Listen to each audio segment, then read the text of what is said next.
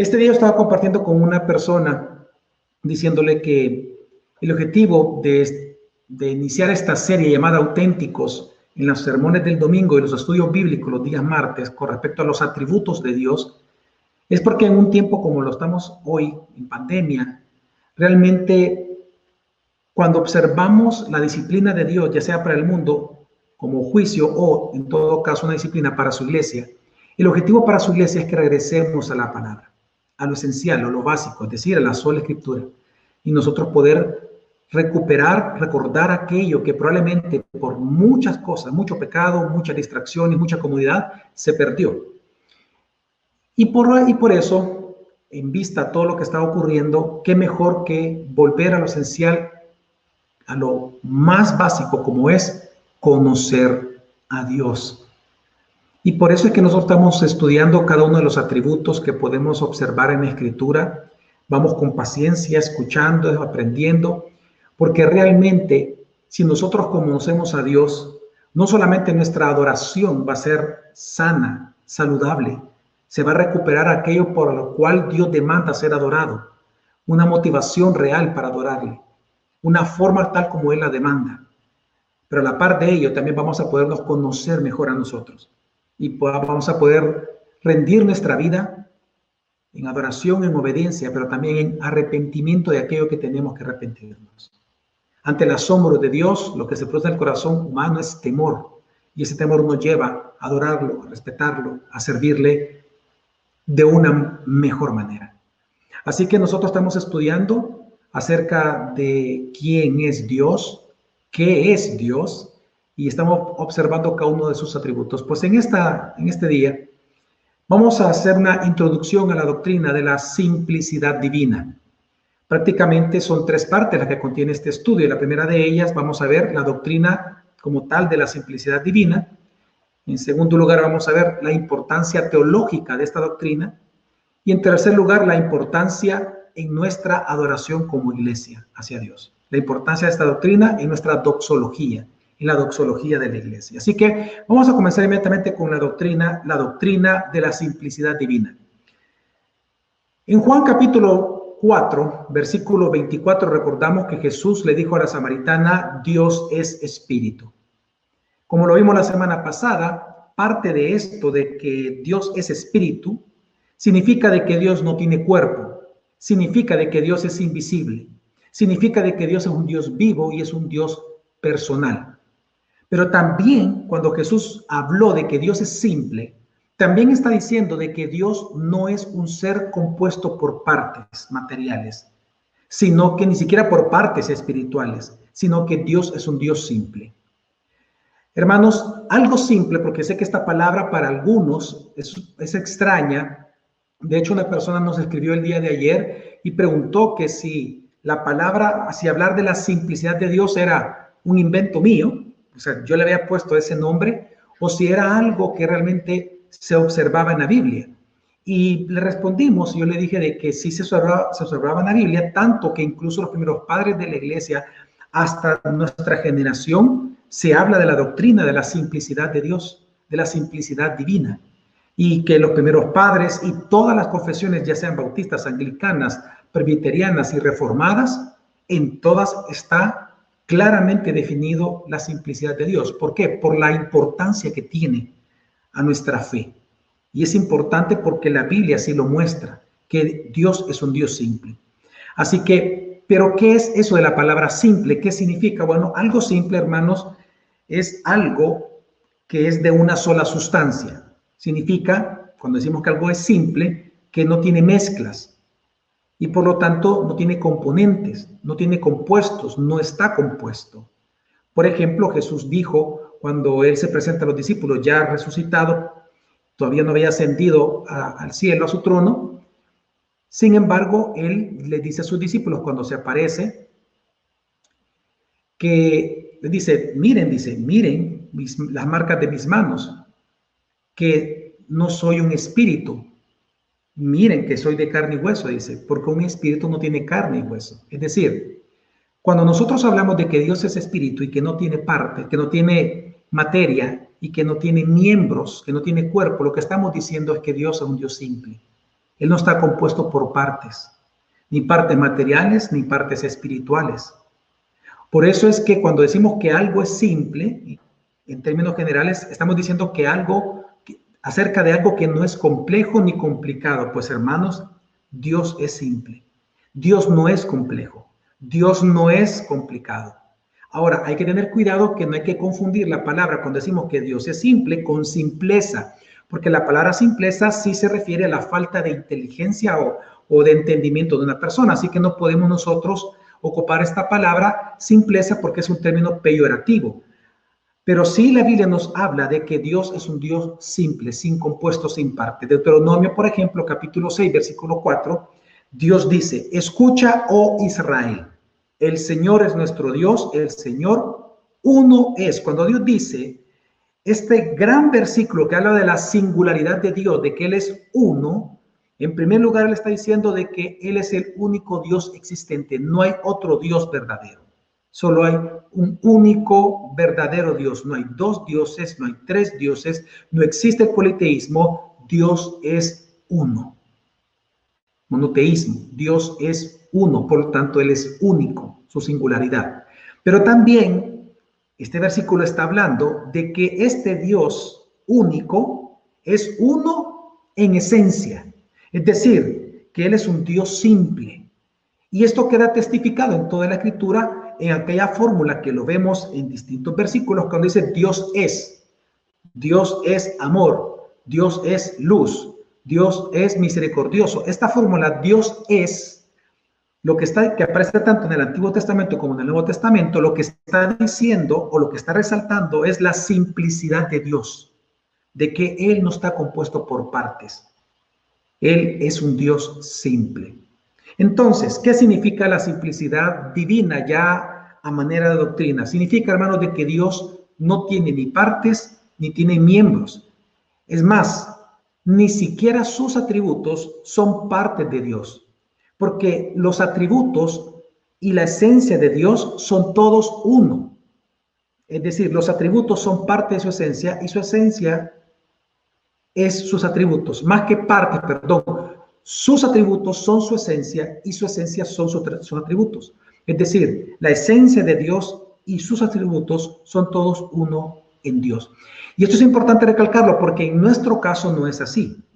En los seres humanos, nuestros atributos, por ejemplo, cuando decimos que una persona es afable, no es que esa persona es bien chévere, es una persona muy alegre. Eso que estamos atribuyendo a la persona como una característica o rasgo de su personalidad, eso es cambiante. Así como él puede ser chévere en un minuto, puede ser la peor persona o la cae mal en el siguiente minuto por cualquier razón que lo haya molestado. Y nosotros vemos de que los atributos en los seres humanos no son inherentes en nuestra esencia por el simple hecho, y lo vemos claramente todos los días, por el simple hecho de que todos los seres humanos somos distintos cada uno del otro.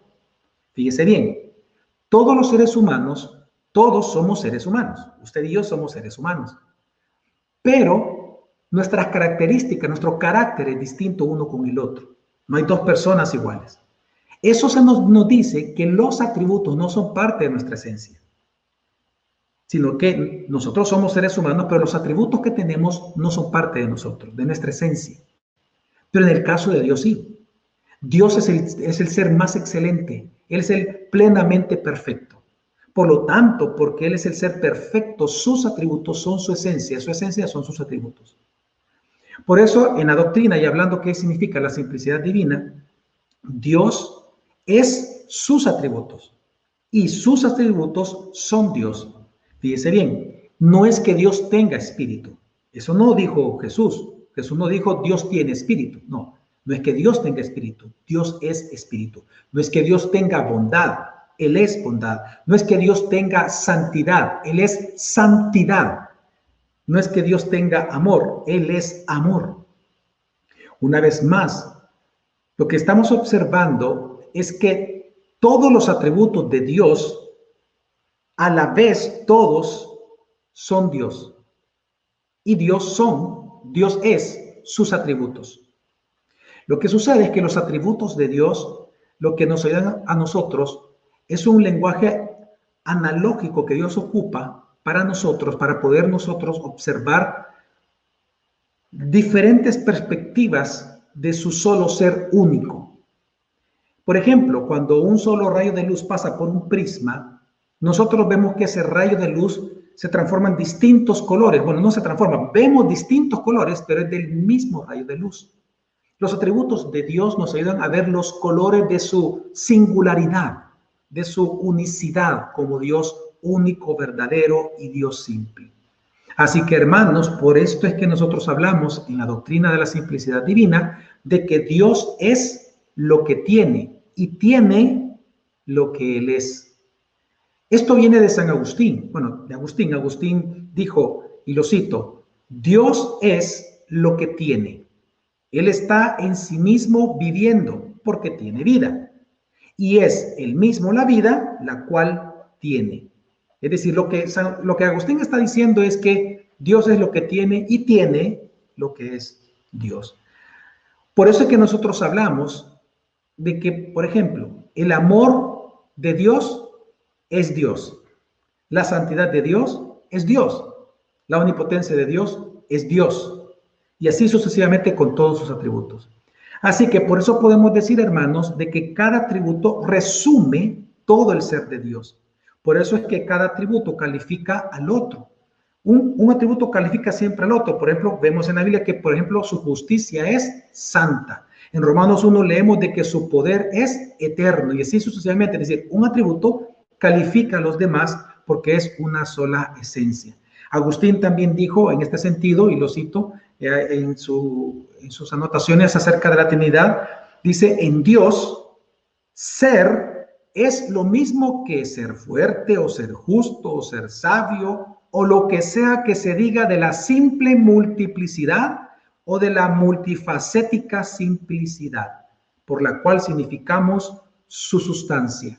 Y esta frase es interesante porque Agustín es el primero que habla de la multifacética simplicidad o de la simple multiplicidad, porque no vamos a negar de que Dios tiene muchos atributos, pero cada uno de ellos es Dios, sin división. Y ese es el gran misterio, que son parte de su esencia. Entonces, por eso es que no solamente los padres de la iglesia, nosotros vemos que ellos hablaban de esta hermosa y tan importante doctrina, sino que también todas las confesiones lo hablan, lo establecen. Las confesiones, como les dije en su momento, las reformadas, las anglicanas, presbiterianas, las bautistas, todas las confesiones históricas dicen lo siguiente, como lo dice la Confesión Bautista de Londres de 1689 en el capítulo 2, artículo 1, todas dicen esto. Él es espíritu purísimo, invisible, sin cuerpo, sin miembros, sin pasiones. Dios no es un ser compuesto, Dios es simple. La doctrina de la simplicidad reduce a Dios a una simple propiedad divina. Esta es una de las objeciones que más que todo filósofos que no creen en Dios hacen y dice, pareciera ser que los cristianos cuando hablan de la simplicidad de Dios reducen a Dios a una simple propiedad, porque hablan tanto de sus atributos que lo reducen a una simple propiedad o un conjunto de atributos y no hablan de él como una persona. Tenemos que comprender que cuando alguien dice eso o piensa eso es porque está viendo a Dios, de hecho lo está rebajando a Dios como que Él sí fuera una persona como nosotros, cuando Dios no tiene partes. Es decir, una de las cosas que tenemos que recordar, hermanos, cuando la Biblia dice de que Dios es amor. Por ejemplo, el día de ahora estábamos hablando con mi esposa me decía, mira, me decía, yo realmente estoy agradecida con Dios porque estamos aprendiendo tanto con esta serie, me dice, y a mí me encanta, estaba estudiando ella precisamente el discipulado de esta semana, me decía, a mí me dan ganas de adorar al Señor porque mira, me dice, comprender, por ejemplo, que cuando la Biblia nos dice que Dios es amor, para nosotros entender lo que significa que Dios es amor, va más allá incluso lo que nosotros como seres humanos podemos pensar, porque entendemos de que Dios nos dice que Él es amor porque ocupa un lenguaje que nosotros conocemos. A eso se le llama un lenguaje analógico. En la Biblia usted va a encontrar de que Dios nos habla a nosotros en palabras que nosotros, los seres humanos, entendemos por las cosas que conocemos.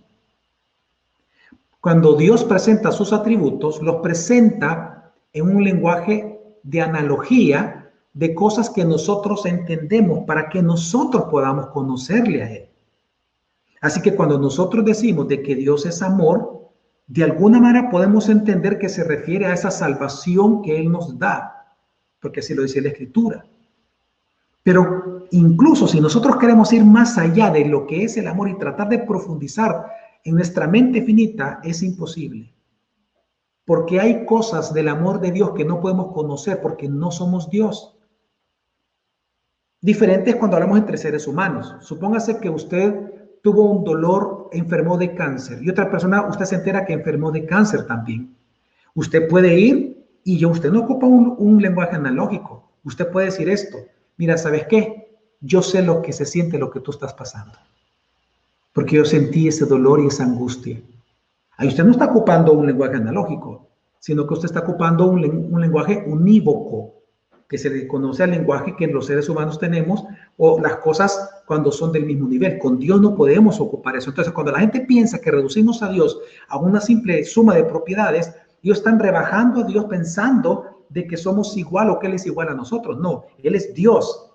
Nosotros somos seres humanos, así que el lenguaje que ocupamos con Él es analógico. Él nos habla por analogía para que por lo menos podamos saber quién es Dios. Así que la respuesta es no. Sigamos. Ahora bien, si hablamos de la doctrina como tal de la simplicidad divina, hablemos ahora de la importancia teológica que tiene esta doctrina de la simplicidad de Dios. En primer lugar, nosotros vemos una primera relevancia. Y es que su relevancia, su importancia está en la perfección de su unidad divina y la fe de la iglesia. Es decir, miren, hermanos, sin simplicidad divina, Dios sería mutable. Si Dios no fuera simple, Él no sería inmutable. Él sería necesariamente mutable. Porque al estar compuesto, al ser un Dios compuesto de atributos, entonces un atributo perfectamente se opondría a otro atributo. Un día, por ejemplo, Dios estaría misericordioso y el otro día estaría airado. Si Dios fuera un Dios compuesto, nunca sabríamos cuándo Él estaría enojado, cuándo Él estaría triste, cuándo Él estaría alegre. Nadie sabría eso. Por lo tanto, sería mutable como nosotros los seres humanos lo somos. De hecho, si usted se da cuenta, hasta los ángeles son mutables. Un tercio de ellos traicionó al Señor, traicionó a Dios, se rebelaron contra Él. Los ángeles que actualmente se permanecen y van a continuar así, siendo inocentes, es porque Dios así Él lo ha querido. Pero todo lo creado, porque es compuesto, toda la creación es compuesta, por eso todo es corruptible, todo es mutable. Entonces, si nosotros decimos, o si alguien dice, o si no existiera la simplicidad en Dios, entonces significa que un atributo se opondría al otro y tendríamos un Dios esquizofrénico. Sin simplicidad divina, hermanos, por lo tanto, Dios sería un ser pasional, no impasible, que es otro de los hermosos atributos que vamos a ver semanas posteriores. Dios es impasible, o la impasibilidad de Dios. Nosotros tenemos que comprender que si Dios no fuera simple, su modo sería cambiante.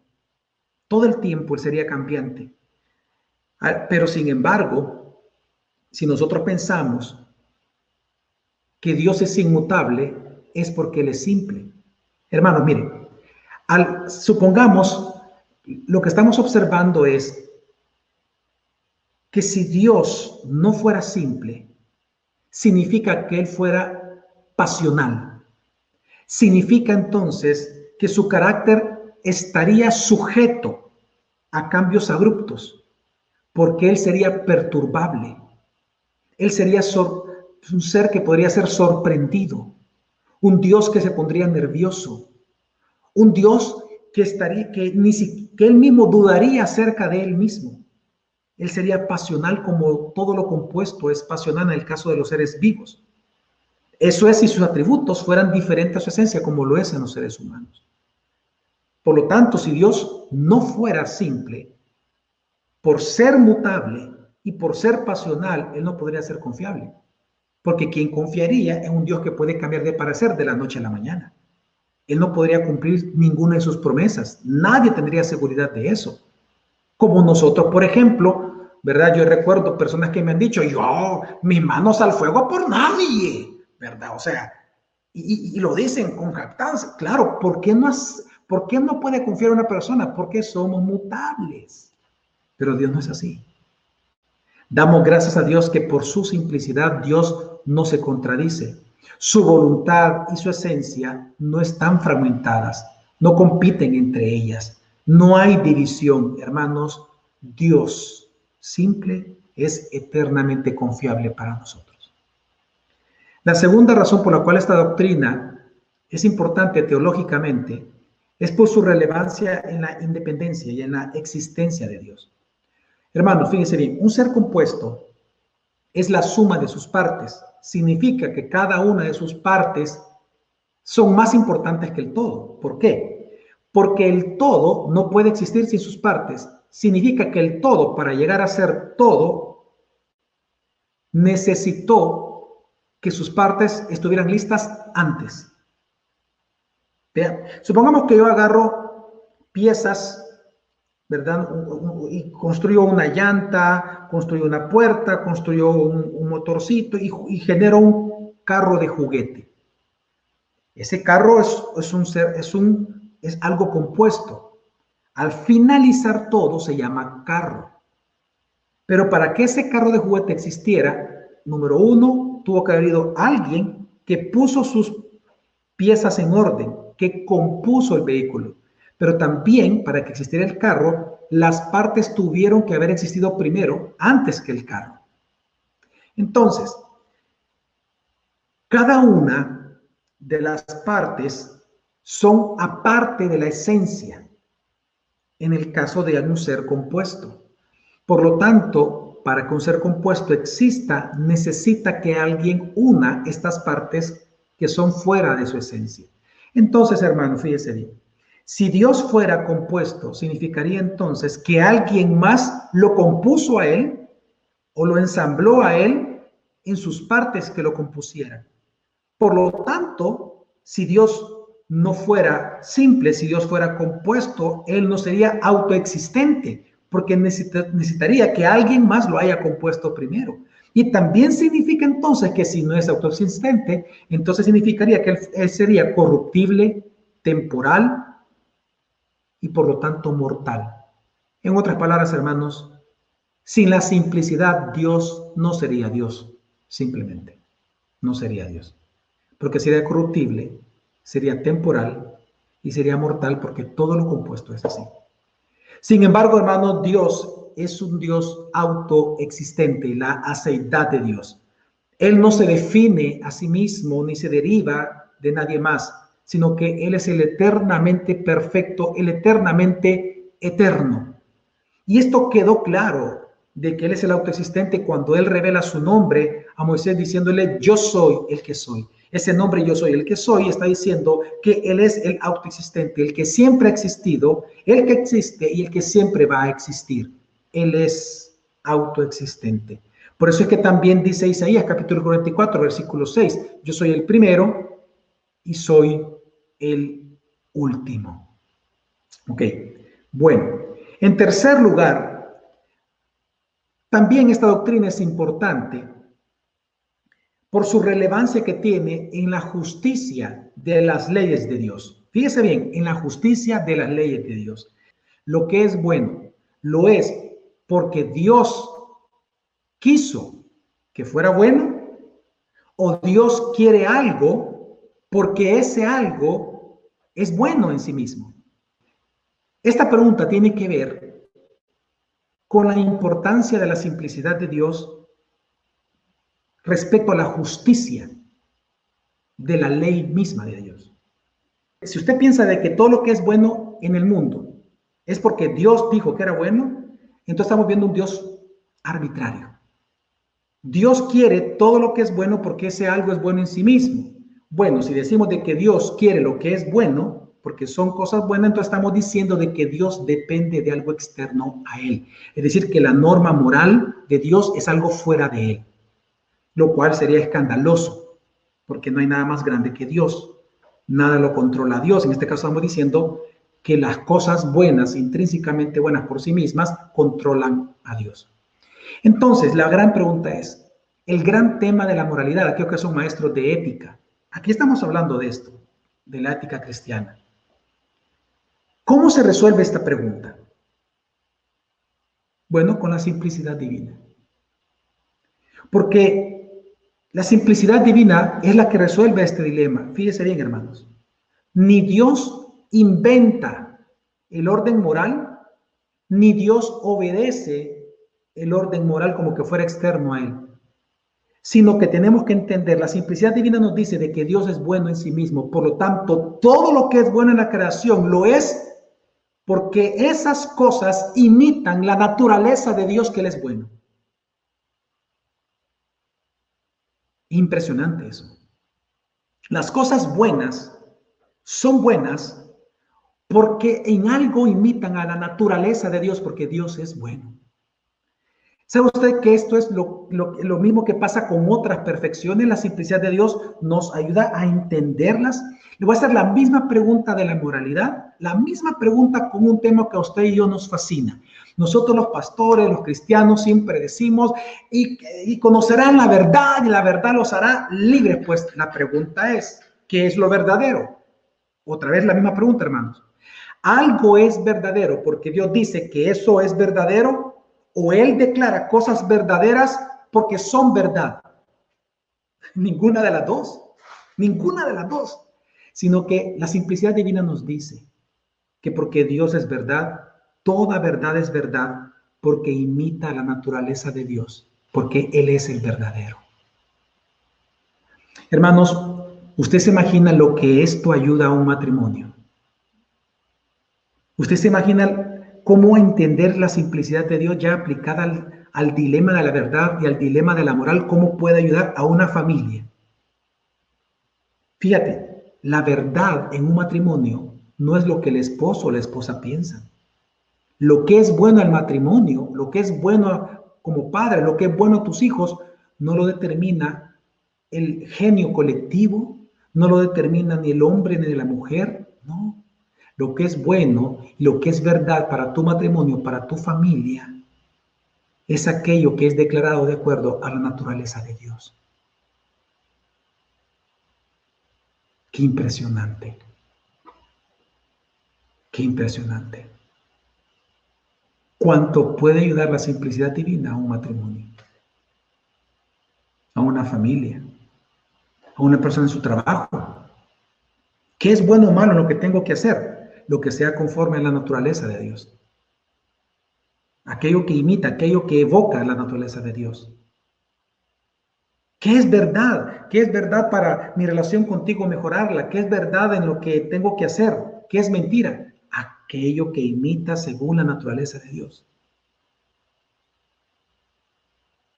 Así que, hermanos, la doctrina de la simplicidad divina es importante teológicamente. Pero también, hermanos, tiene una importancia doxológica, y con esto quiero ir concluyendo. La doctrina de la divina simplicidad tiene una importancia doxológica. ¿A qué me refiero? Este atributo de la simplicidad divina fundamenta nuestra adoración a Dios y nuestra espiritualidad cristiana. En primer lugar, tenemos que comprender, hermanos, que la simplicidad de Dios nos lleva a apreciar a Jesucristo en la cruz. A las 3 de la tarde, Jesús gritó, Elí, Elí, lema sabactani. Dios mío, ¿por qué me has abandonado? En este momento del clímax de la pasión de Jesucristo, en donde Él experimentó el abandono de su Padre, nosotros vemos la simplicidad divina en su más grande resplandor. Porque en primer lugar vemos que ni siquiera el dolor del Hijo hizo que el Padre retrocediera en su justicia de abandonarlo en la cruz. porque le estaba cargando con los pecados. Es decir, ni el dolor del Hijo hizo que el Padre se detuviera en castigar el pecado. En segundo lugar, vemos que ni el abandono del Padre hizo que el Hijo se bajara de la cruz. Y ni el abandono del Padre y ni el dolor del Hijo hizo que el Espíritu Santo retrocediera en obrar en la cruz como Él obró. Hermanos, la simplicidad divina brilló en la cruz. Y la simplicidad divina en la cruz nos lleva a apreciar a Jesucristo. Y nos lleva a apreciar que la triunidad es simple. No es que, recordemos, no es que el Padre sea bueno, el Hijo es misericordioso, el Espíritu Santo es espiritual. No, es espíritu, no. Sino que Dios es espíritu, significa que el Padre es espíritu, el Hijo es espíritu, el Espíritu Santo es espíritu. Y así sucesivamente cada uno de sus atributos. Y es uno, ¿verdad? Un solo Dios. Por lo tanto, la simplicidad de Dios nos lleva a admirar esta obra del Dios triuno en la cruz, porque vemos las tres personas. Y por lo tanto, hermanos, nosotros observamos la grandeza de Jesucristo gracias a la simplicidad divina.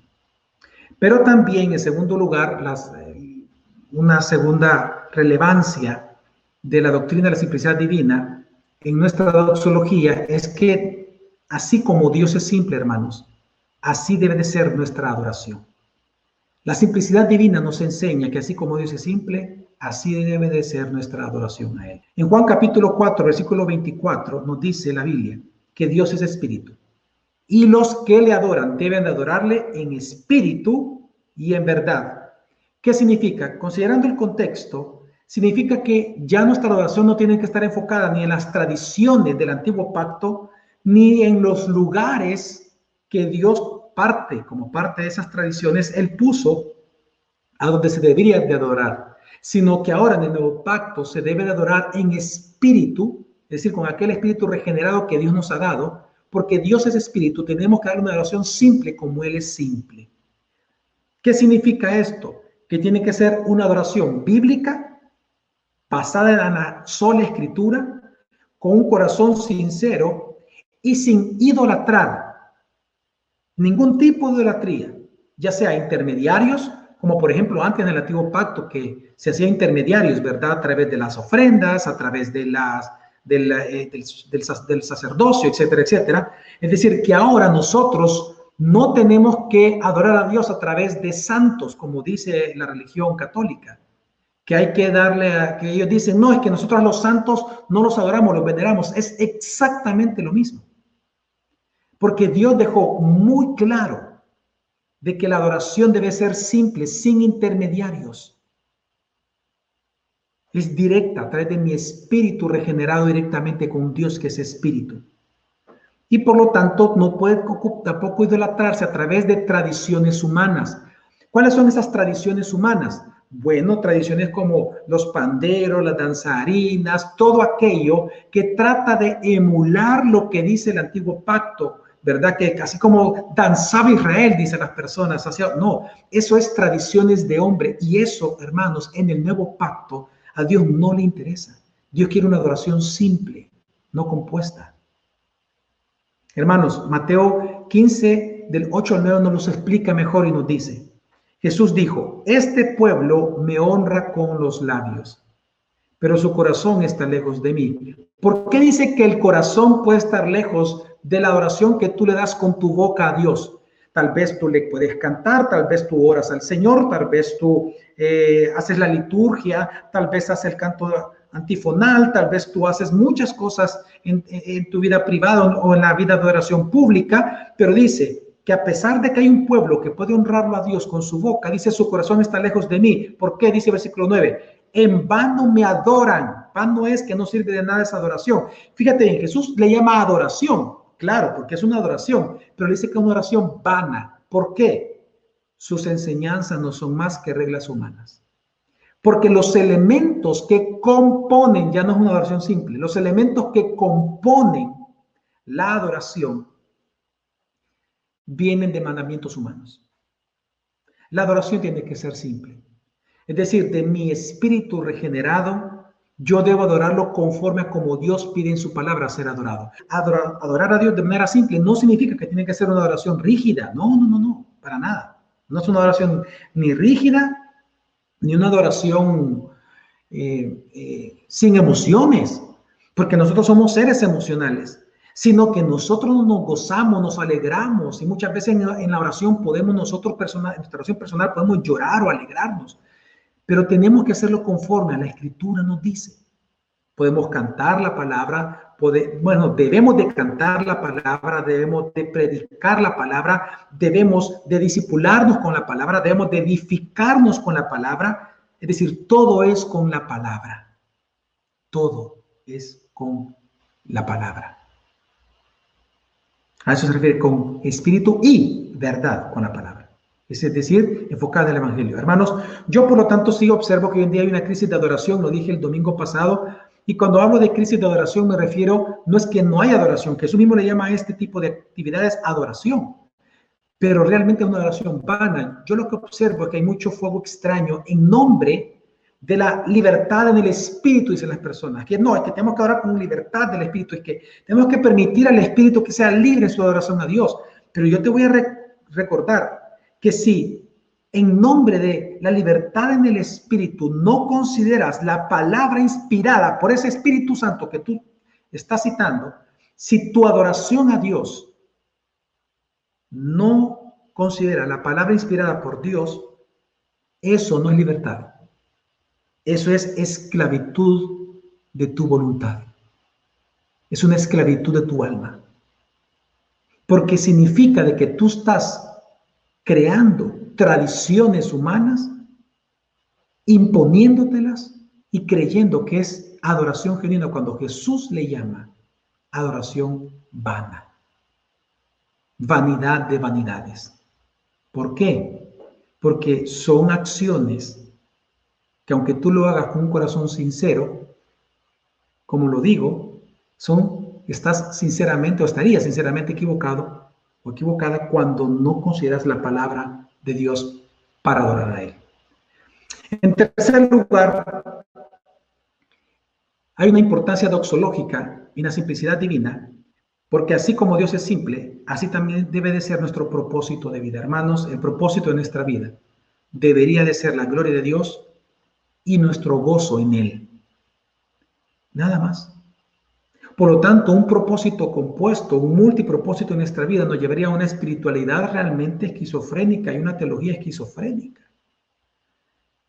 Por eso es que hoy en día muchos cristianos se frustran y están agotados y cansados y están envueltos en muchas modas porque tratan de ganar a Dios algo y si haciendo algo ven que no ganan eso que querían de Dios, pues entonces cambian de moda y hacen otra cosa para ganar de Dios y ven que no funciona. ¿Y por qué sucede eso? Porque no hay un propósito simple.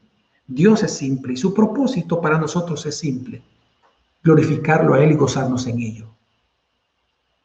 Eso es todo. Ese es el propósito de nuestra vida. Ahora, quiero hacer una aclaración. Eso no significa de que tenemos que descuidar la familia, la esposa, el esposo, los hijos, el servicio a Dios, el trabajar. No, no, no. Es todo lo contrario. Glorificar a Dios significa que nosotros nos vamos a gozar, a glorificar a Dios en el ejercicio de nuestras responsabilidades. Vamos a glorificar a Dios siendo esposos, vamos a glorificar a Dios las mujeres siendo esposas, van a glorificar a Dios los hijos, van a glorificar a Dios los padres haciendo su función de padres conforme a la palabra. Nosotros glorificamos a Dios en lo que hacemos conforme a las responsabilidades que se nos han entregado. Y por último, una importancia doxológica de la doctrina de la simplicidad divina es que así como Dios es simple, así tiene que ser nuestra devoción moral. Hermanos, nuestra práctica cristiana, nuestra vida cristiana, moralmente, nuestra práctica, la vida práctica cristiana, implica una simplicidad en nuestra devoción moral a Dios. Es decir, no solamente nosotros debemos de evitar el castigo de Dios, hacer las cosas por evitar un castigo, no, sino que debemos de hacer las cosas por obediencia a Dios, porque le amamos y le adoramos a Él. Así que, hermanos, nuestra moralidad tiene una devoción que no somos nosotros o la humanidad, sino Dios. Así tiene que ser nuestra moralidad, con una devoción a Dios. Porque al final de cuentas, hermanos, recordemos que nosotros no agradamos a hombres, nosotros agradamos a Dios. Por lo tanto, nuestra moralidad no debe de agradar al mundo, sino a Dios, al Dios simple que adoramos. Así que, hermanos, vamos a orar. Señor, en este día te damos gracias por este estudio, gracias por tu palabra, tu enseñanza. Te pedimos que nosotros podamos continuar gozándonos a través del aprendizaje, que podamos nosotros adorarte como tú demandas ser adorado, y que nosotros admiremos tu simplicidad, Señor, todo lo de nuestra vida, para una mejor, sana y más correcta adoración hacia ti, Señor. Gracias te damos en el nombre de Jesús. Amén.